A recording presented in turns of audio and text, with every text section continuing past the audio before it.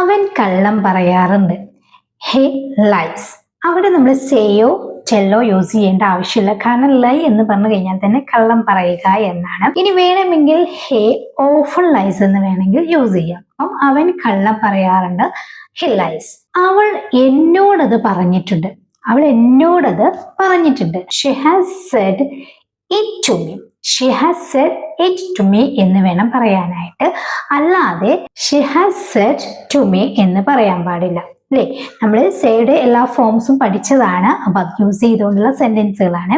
ഇനി ഇവൾ എന്നോടത് പറയുകയാണ്. ഇവൾ എന്നോടത് പറയുകയാണ്. എങ്ങനെയാ പറയാ?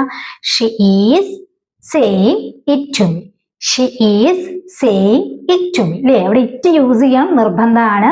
നേരിട്ട് സേ അല്ലെങ്കിൽ സെഡ് കഴിഞ്ഞതിന് ശേഷം നമ്മൾ ടു യൂസ് ചെയ്യാൻ പാടില്ല. നമ്മൾ ഓൾറെഡി നമ്മളെ റിഷ്യൂസ് പാലസിൽ പറഞ്ഞിട്ടുണ്ട് സേയും ടെല്ലും തമ്മിലുള്ള ഡിഫറൻസ്. എന്നാൽ ഞാൻ അവരോടത് പറഞ്ഞു എന്നെങ്ങനെ പറയും എന്നുള്ളത് നിങ്ങൾ താഴെ കമന്റ് ചെയ്യുക കേട്ടോ. ടെല്ലല്ല, സേ ആണ് നമ്മളിവിടെ പറയുന്നത്. അപ്പൊ സേ യൂസ് ചെയ്തിട്ട് ഈ സെന്റൻസ് എങ്ങനെ പറയും എന്നുള്ളത് നിങ്ങൾ താഴെ കമന്റ് ചെയ്യുക. സേയുടെ എല്ലാ ഫോമും നിങ്ങൾ പഠിച്ചു വെക്കുക. ഞാൻ വീഡിയോ ചെയ്തിട്ടുണ്ട്, താഴെ കൊടുക്കുന്നുണ്ട്. ആരോ ക്ലിക്ക് ചെയ്യുക. അതുപോലെ എല്ലാ ഫോംസും പഠിക്കുക കേട്ടോ. Okay, thank you.